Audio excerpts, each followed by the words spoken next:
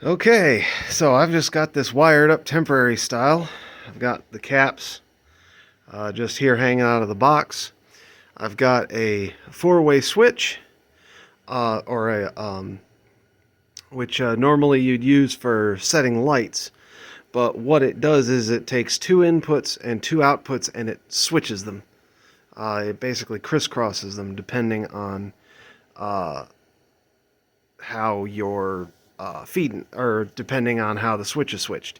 And so the relationship between the capacitors and the starting winding is what determines the direction that this thing turns. So I'm thinking that having the hot wire goes to the caps. I don't have the centrifugal switch because I'm just going to bump it.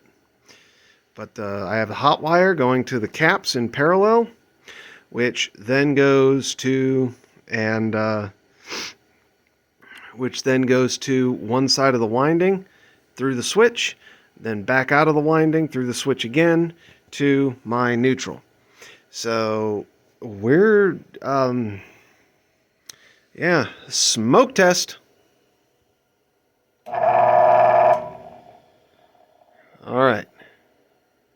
So that is the opposite direction. Now, yes! Yes! Ha ha ha! I'm not a dumbass after all.